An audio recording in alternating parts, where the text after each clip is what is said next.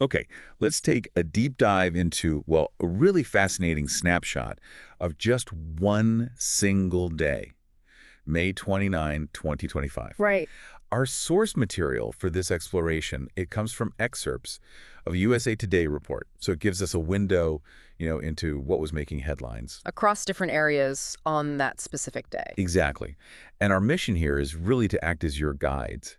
We want to pull out the most important nuggets, the key developments in politics, international relations, legal stuff, and even sports. As they were presented in this material, yeah. It's all about understanding the significant moments, the themes highlighted just on this one particular day. From big policy decisions and how other countries reacted. To legal checks on power and, yeah, even those notable moments in sports. What's so interesting, I think, about focusing on just one day's news like this is you see the sheer breadth of activity. Hmm. You get this kind of cross-section, and it shows these, well, contrasting forces at play. You've got policy actions happening right alongside legal challenges. Or, yeah, serious international concerns next to moments of, like, national sporting triumph. Exactly. Absolutely. It really helps you see just the multifaceted nature of what's going on in any given moment. So let's jump right into the political developments reported here. Okay. A significant announcement highlighted in the source was President Trump's decision. He decided to implement an indefinite ban on refugee admissions. Indefinite. And the report, it clarifies this wasn't just the ban itself. No. No, it also involved halting related funding. So money tied to it stopped too. Okay, halting the funding as well. And the rationale cited for this move, according to the source anyway, was national security concerns. Right, national security. And this action, well, as reported, it wasn't exactly met with silence. No, I imagine not. The article notes it immediately sparked significant debate. You had policymakers, humanitarian organizations all weighing in. Shows how contentious it was. Okay, so a lot of reaction there. And alongside that big policy announcement, the political sphere on this day also saw, well, a pretty notable departure. Ah, yes, Elon Musk. Tech billionaire Elon Musk announced he was leaving the Trump administration. And he had quite a specific role mentioned, didn't he? He did. Served as a special government employee. His focus, cost-cutting measures within the administration. Right, trying to trim the fat, so to speak. And his public statement on leaving, as reported, was basically that his tenure had concluded. He expressed gratitude, for the opportunity to work on reducing what he called wasteful spending. So if you look at those two key political points from the source, just from this one day, Yeah. you've got the indefinite refugee ban framed by national security concerns, and then you have Elon Musk leaving his cost-cutting role. Mm-hmm. The clear insight there, it seems, is this strong focus on perceived national security threats driving policy, but it's existing alongside, well, ongoing efforts, or maybe shifts, related to making government more efficient. So those were really significant threads shaping the political narrative reported that day. Yeah, definitely gives you a sense of the priorities. It gives you a very specific sense of the administration's reported priorities and, the key figures involved at that moment. Hmm. Okay, so shifting our focus now, the source also dug into international relations and trade. Right, the trade stuff. The report noted President Trump was facing criticism over new tariffs. These were imposed on steel and aluminum imports. And the source offered, well, an interesting perspective there. It mentioned some Wall Street analysts were suggesting these actions might actually signal a retreat A retreat from what? from even more aggressive trade policies. Yeah. So maybe not as tough as they could have been, or maybe pulling back slightly. That nuance is kind of interesting. It is, yeah. It's worth noting. And these specific U.S. trade actions, according to the source, they definitely prompted reactions from other countries. As you'd expect. Japan, in particular, expressed concerns. Now, what's fascinating here, I thought, was that Japan's concern wasn't only about the direct trade impact, like the tariffs themselves. I know. The source highlights their worry over the potential impact of U.S. policies on foreign students. Foreign students, how does that connect? Well, the report ties this concern into a specific context. These ongoing discussions around international enrollment, places like Harvard University were mentioned. Ah, okay. So it's not just about goods crossing borders. Exactly. If we connect this to the bigger picture, the key takeaway from this international relations bit is that while trade policy, like tariffs, is central, its reported ripple effects, they can spread into areas that seem kind of unrelated at first glance, like international education, academic exchange. It shows how these economic decisions can have these really far-reaching diplomatic and, well, cultural implications, enough to prompt concern even from close allies, but on maybe unexpected fronts. That really does highlight how interconnected global issues are. Wow. Okay, now let's look at some significant developments reported in public safety and legal challenges. Right. The legal That there was a major legal ruling highlighted. A federal trade court actually blocked a key action by the president. Yes.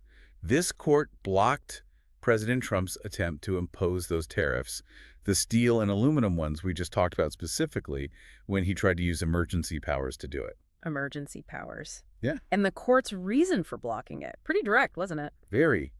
They ruled that the president had, in this particular instance, exceeded his authority. Plain and simple. Wow. Exceeded authority. And this decision, as it's presented in the source, is explicitly described as marking a notable check on executive power, specifically in trade matters.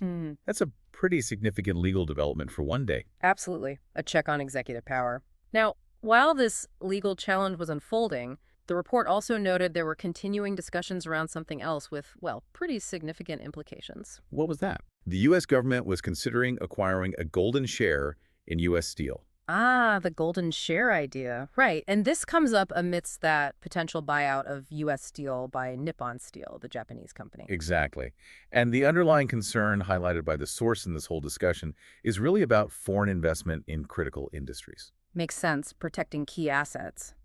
So, if we put these points together, the key insight here seems to be sort of a twofold focus. It's about navigating these complex challenges related to, well, economic security and governance. How so? Well, you've got the court ruling, which shows the judicial branch stepping in, defining the boundaries of executive authority, specifically on trade. Right, that's one side. And then simultaneously, you have this golden share discussion, which points to the government wrestling with how to protect strategically important domestic industries when faced with foreign acquisition. So different but related angles on national economic interest and legal control. Exactly. Both show different mechanisms of the U.S. system grappling with pretty significant challenges, all reported on this single day. What stands out to you about how these legal and economic safety issues were reported together like this? It's fascinating, isn't it? How these distinct issues, the court case and the potential buyout, both touch on different facets of governmental power and control. Control over national assets, control over policy direction. It truly is. Okay, now, while all of this was happening, the policy, the legal stuff, international trade, the day's news, also captured moments of, well, national triumph and entertainment. Ah, shifting gears completely. Totally shifting gears. The source includes a sports update, and it was a big one. A historic victory for Team USA in international ice hockey. Oh, wow, okay. Led by Frank Nazar, according to the report. Yes, Frank Nazar. And the scale of the achievement is just immense. They ended a 92-year gold medal drought. 92 years. 92?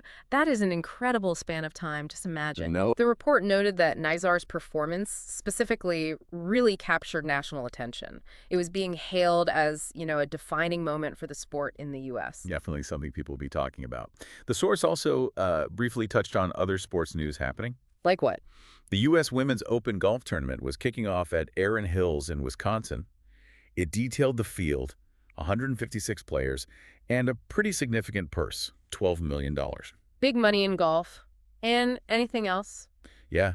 There was also an update on the NBA playoffs.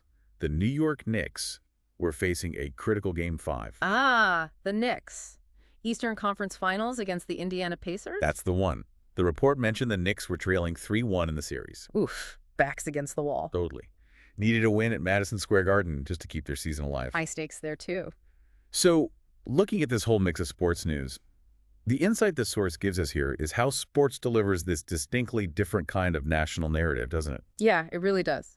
Unlike the complex policy debates or the legal challenges, this hockey victory offered, well, a clear story, perseverance, historical achievement. Something everyone can kind of rally around. Exactly.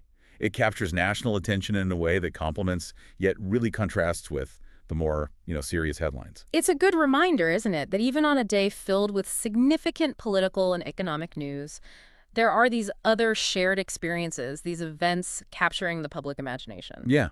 What does this combination of, serious news and these sports milestones tell you about the overall landscape of news on this particular day? Well, it paints a picture of a nation engaged on multiple levels, right? From high-stakes governance and international positioning, Hmm. all the way to moments of collective sporting pride and, major entertainment events like the playoffs or a big golf tournament. It's all happening.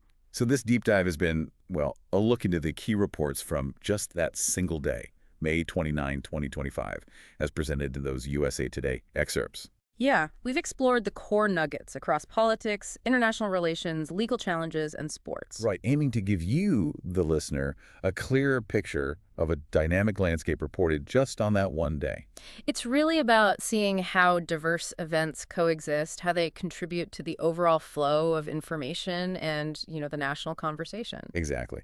And so maybe a final thought to leave you with. Considering this combination of events reported on this specific day, Yeah. you've got a court pushing back on executive power, you have international reactions to policy shifts, there's ongoing debate about national economic security, foreign investment, and then boom, a 92-year drought ending in sports. It's quite a mix. It is. So what does this snapshot suggest about the dynamic forces shaping the nation at this particular moment in time? Think about that interplay. Governing authority being challenged, global relationships being tested by domestic policy. National assets being debated in the context of foreign investment. And these moments of collective identity being forged through huge achievements completely outside of the political sphere. It's a lot to consider.